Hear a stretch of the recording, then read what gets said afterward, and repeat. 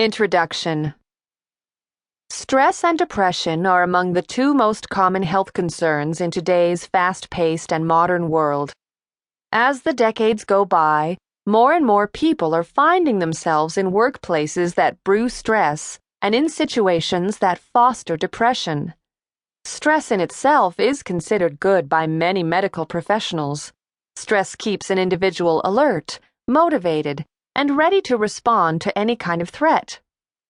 People who have faced tough deadlines in work or have actively competed in sports know the positive effects of stress, as it pushes the body to respond better and improve its performance. However, too much stress is believed to be one of the causes of major depression in individuals that are susceptible or predisposed to the condition.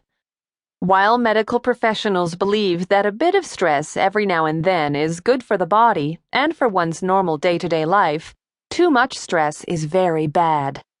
Work and unpleasant life events are not the sources of stress. In fact, even normally happy events such as getting married and starting a new job can bring a lot of stress and be the cause of major depression. However, it is also important to note that 10% of patients suffer from depression even without a stressful event that triggers the condition. Chronic stress, which can be brought on by taking care of a parent suffering from a terminal disease, and acute stress, which can be caused by losing one's job or the death of a loved one, can lead to the overactivity of the body's stress response mechanism. If the stress levels reach the more extreme ends of the spectrum, the individual can suffer from major depression.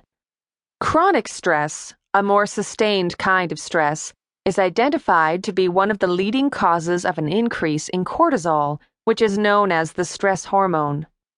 Sustained stress is also responsible for reducing the amount of serotonin, dopamine, and other neurotransmitters in the brain, a condition linked by numerous medical researches to depression.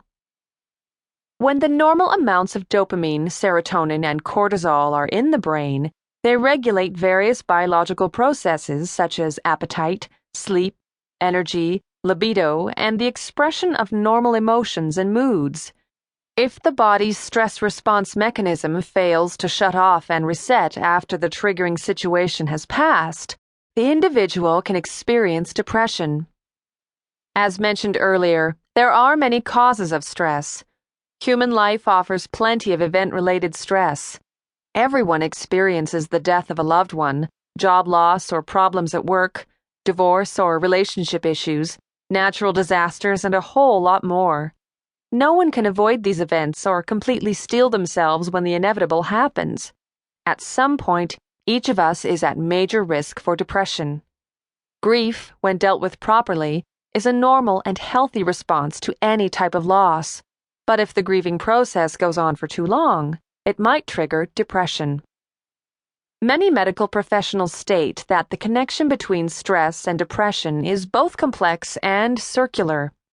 Preventing depression is not as easy as avoiding stress altogether, and people who do not suffer from acute or chronic stress are not guaranteed to be safe from depression.